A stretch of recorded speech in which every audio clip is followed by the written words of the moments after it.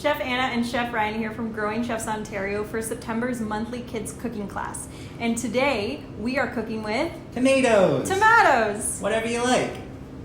Today we're going to make some ketchup, which you can use to go with your grilled cheese, your mac and cheese, your French fries. How do you like it, Ryan? On everything, basically. Ketchup is arguably North America's #1 condiment, but it's actually a classic French technique called a gastrique, where you take vinegar and sugar and put them together. Let's take a look at what we need to make some homemade ketchup. The equipment you'll need for your homemade ketchup is a cutting board with a damp cloth, a knife, 2 pots, a blender or a food processor, a wooden spoon, a strainer, some cheesecloth or an empty tea bag, some kitchen twine, a ladle, and scissors. For our ingredients, we'll use 4 whole cloves, 1 bay leaf, 1 cinnamon stick, a 1/4 teaspoon celery seeds, a 1/4 teaspoon chili flakes, 2 pounds of tomatoes, 1.5 teaspoons of salt, 1/2 cup of apple cider vinegar, 5 tablespoons brown sugar, 1 onion, and 1 garlic clove. This recipe is super simple because you just throw everything into a pot, cook it, blend it, and then strain it, and you're done. So we're going to start by cutting our medium-sized onion. We'll top and tail, or cut both ends off using our bear claw, and then I'll split it in half and take the onion paper off. You don't have to worry about your cuts being nice and pretty because, like I said, it's getting all blended together anyways. What are some of our spices that are going into our ketchup, Chef Anna? So the spices that are going into our ketchup, we are using whole spices. So typically at the grocery store, you can find brine spices really easily, but sometimes not so much whole spices. So this is a whole cinnamon stick, a bay leaf, and then I have some whole cloves, some chili flakes, and some celery seeds. If you don't have whole spices, that's totally okay. You can definitely use ground spices, but you'd want to use a lot less than the whole spices that we're using here because we're just putting in the spices to flavor it. They're not actually going to stay in the ketchup, where if you use whole spices, they will stay in there and you'll taste it a lot stronger. So I would use about 1/2 or 1/4 the amount of spices if you're doing a ground spice. To my pot, I'm also adding, obviously, all of my tomatoes. So I'm quartering my tomatoes, or cutting them into 4, and then I'm just removing that hard core piece from the center.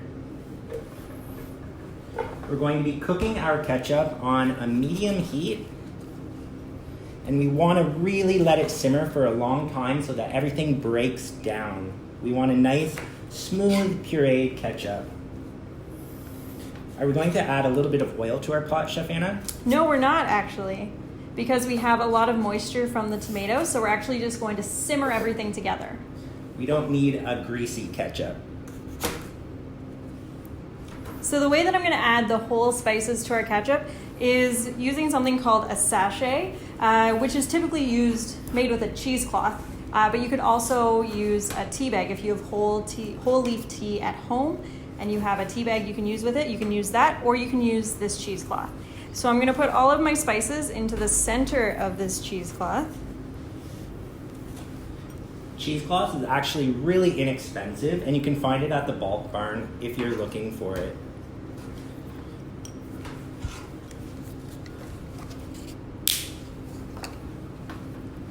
You can use twine to tie this together, or you can just tie it like I'm going to do today. If you use twine, you can leave a string outside of the pot so it's easy to pull out.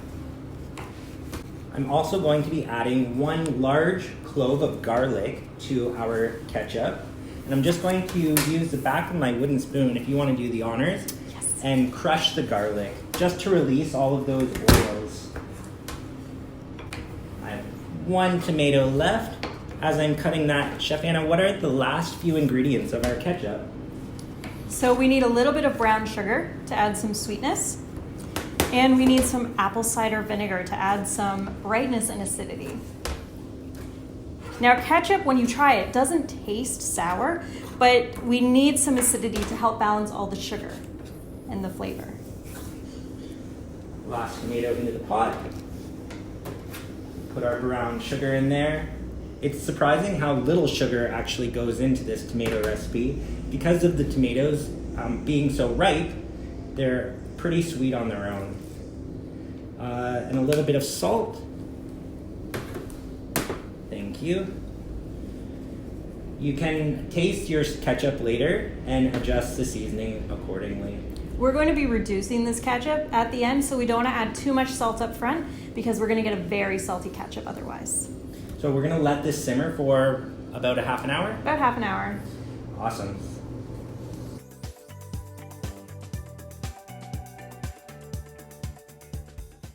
So our ketchup has simmered down. Everything is really nice and soft.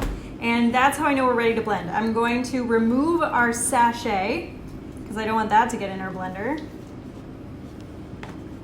I wish you guys could smell it in here. It smells like ketchup chips right now. It smells so good. So good.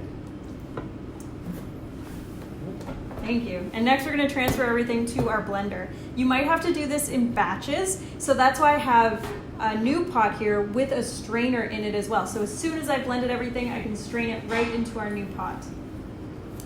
We're doing it in batches because when you are blending hot things, make sure you do this with an adult, by the way. You create pressure inside of the blender and it might blow the top off. So you want to make sure that you're doing this in small batches. We're going to puree or blend our ketchup very, very smoothly.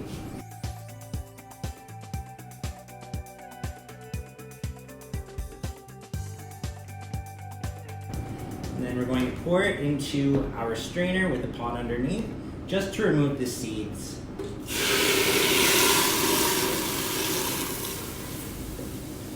And repeat, may I have the spoon, please?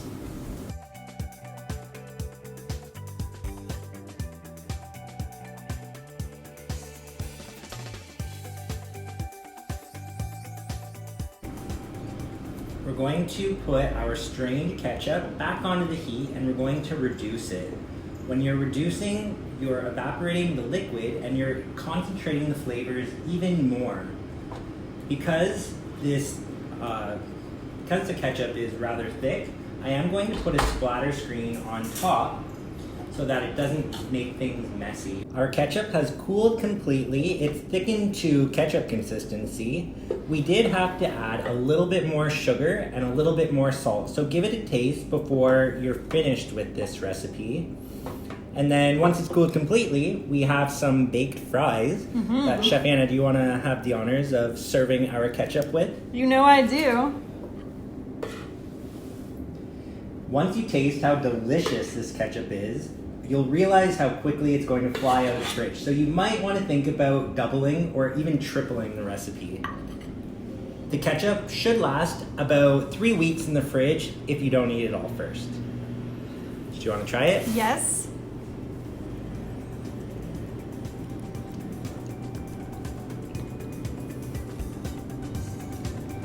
So good.